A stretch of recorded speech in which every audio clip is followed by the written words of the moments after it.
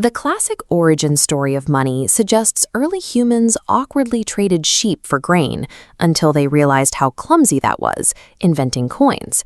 But anthropologists like David Graeber have spent decades looking for evidence of these pure barter economies, and they found absolutely nothing. They never existed. Instead, Neolithic and Bronze Age communities operated on localized webs of credit and debt. If you needed a tool from a neighbor, you took it, owing them a favor. Before physical coins ever entered a pocket, money was simply this abstract system of tracking mutual obligations within a tight-knit community where everyone trusted each other. As villages grew into massive cities, that informal tracking had to scale. Around 3200 BCE, in the centralized temple and palace economies of ancient Mesopotamia, it did. The world's first formal money took the shape of written account-keeping, used to track fiscal relations across populations. The shekel functioned as a rigid unit of account, establishing a fixed mathematical equivalence between a weight of silver and a specific measure of barley. This temple ledger worked perfectly for local citizens. But if a Mesopotamian merchant traveled hundreds of miles to trade with someone who didn't share that same database of trust, the system broke down. As civilization expanded outward, the abstract concept of money had to be extracted from the clay tablet and turned into a portable, physical object. Cultures all over the globe began searching for physical mediums of exchange that possessed three specific traits. They needed to be portable, durable, and universally recognizable.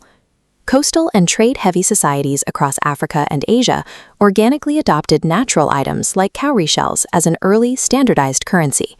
The Zhou dynasty in China took a more manufactured approach. They cast bronze to mimic the shape of functional agricultural tools, creating a distinct hybrid of tool and token.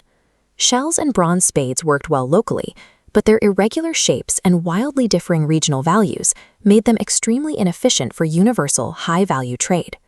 For large-scale commerce, merchants inevitably turned to precious metals, specifically silver and a naturally occurring gold-silver alloy called electrum. This led to the brutal practicality of hack silver.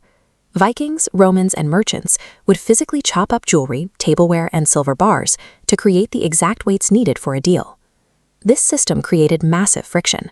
A merchant had to painstakingly weigh the metal and test its purity for every single transaction to avoid being scammed. Global commerce was bottlenecked. The ancient world had plenty of valuable materials. What it lacked was a technology capable of guaranteeing standardized trust between strangers. The solution appeared around 600 BCE in the Kingdom of Lydia, which sat right on the electrum-rich Pactolus River at the crossroads of European and Near Eastern trade routes.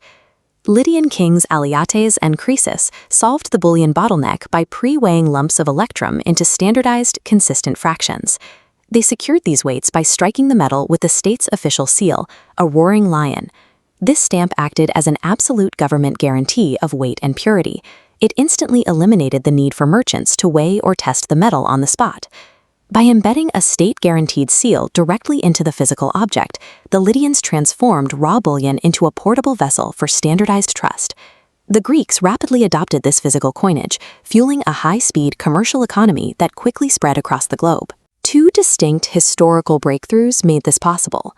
Mesopotamia invented money as an abstract concept of debt and standardized value, but Lydia invented coinage, the physical vessel that standardized trust and allowed the Mesopotamian concept of money to scale across global trade routes.